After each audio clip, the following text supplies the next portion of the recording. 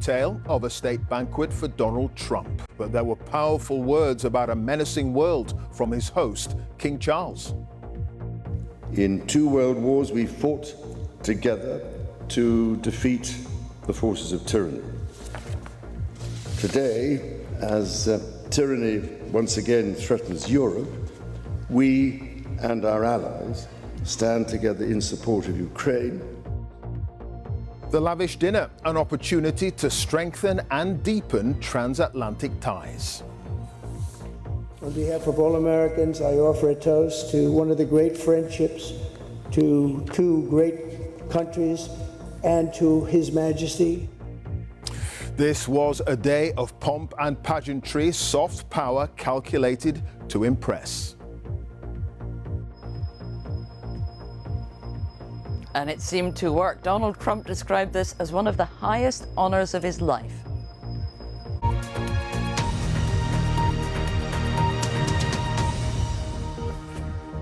Hello to you. In the last hour, King Charles has been speaking about the special relationship between the UK and America as he and the Queen host a state banquet in honour of Donald Trump.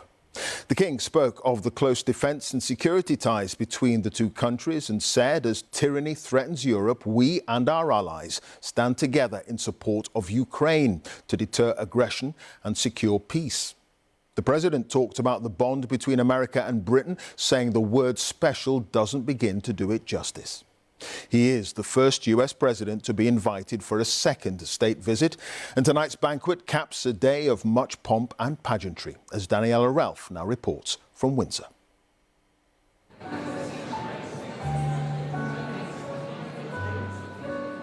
For a president keen on glitz, it doesn't get much more opulent than a state banquet. On the guest list, Rupert Murdoch and the golfer Nick Faldo. On the menu, Norfolk chicken and a special cocktail, a transatlantic whiskey sour. And the music included a James Bond medley. As a royal procession took their seats, the King spoke of the alliance between the 2 countries and the challenges both face. Our countries have the closest defence, security and intelligence relationship ever known. In 2 world wars, we fought together to defeat the forces of tyranny. Today, as tyranny once again threatens Europe, we and our allies stand together in support of Ukraine to deter aggression and secure peace. Our countries are working together in support of crucial diplomatic efforts, not least of which, Mr. President, is your own personal commitment to finding solutions to some of the world's most intractable conflicts in order to secure peace. The bond between our 2 nations is indeed a remarkable one. Forged in the fire of conflict, it has been fortified through our shared endeavours and burnished by the deep affection between our people.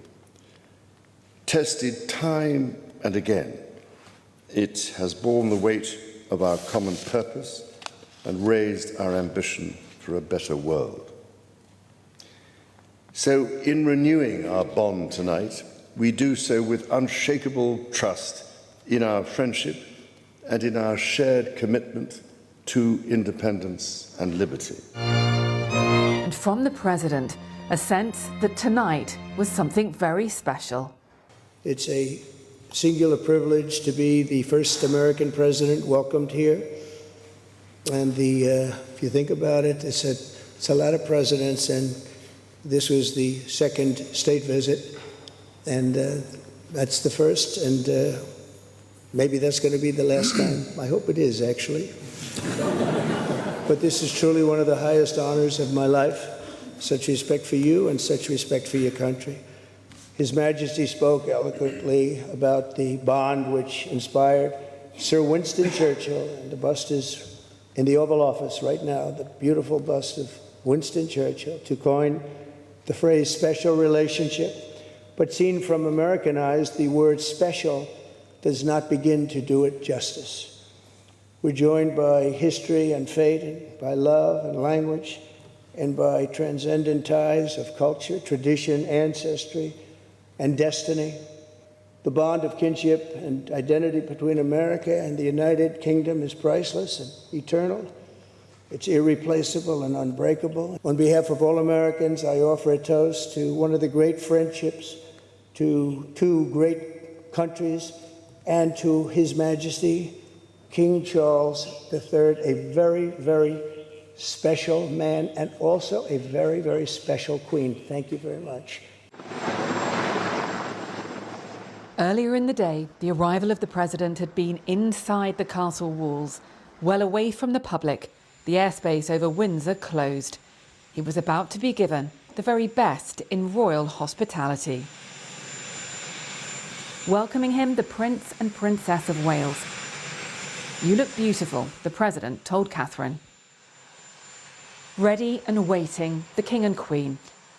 There was a familiarity, even an informality to this group, the most senior members of the royal family and the President and First Lady.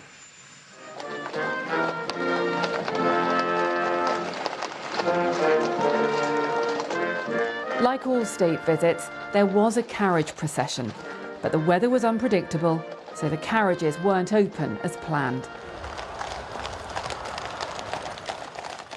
And any procession would usually be through the town centre. Not this one. A security risk meant it weaved its way through the castle estate instead,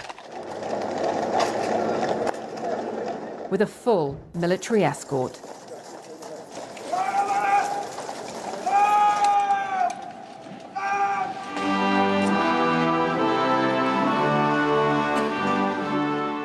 But if you're looking for the ultimate in pomp and pageantry, this was it.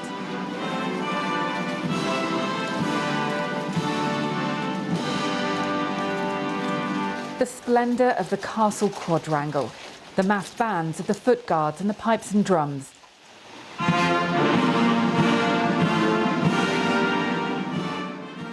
And a president soaking up every moment.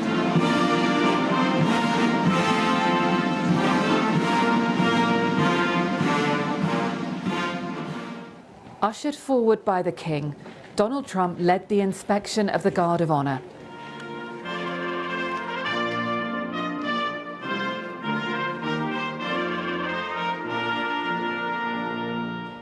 As the President thanked the Guard commander, the King warned him to watch out for the sword, a moment of levity amidst the formality.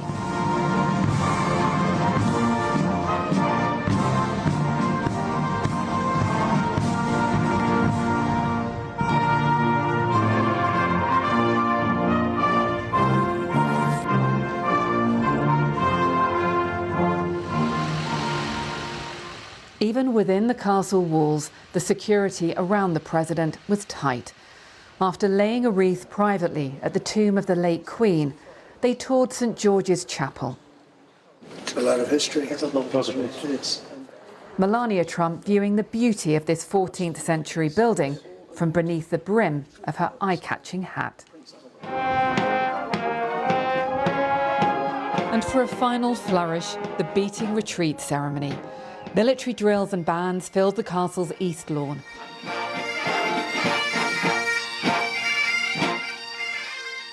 As the VIP guests braved a chilly British afternoon.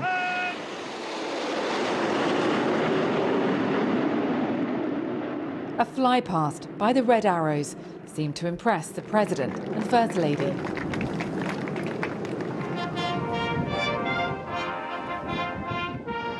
Every carriage ride today, every sound, every step of this state visit has been designed to please a president. There were obvious shows of friendship. The heightened security threat may have kept the public away and this corner of Berkshire on high alert. But his hosts put on quite the show of pomp and ceremony, wrapped in royal soft diplomacy. Daniela Ralph, BBC News, Windsor Castle.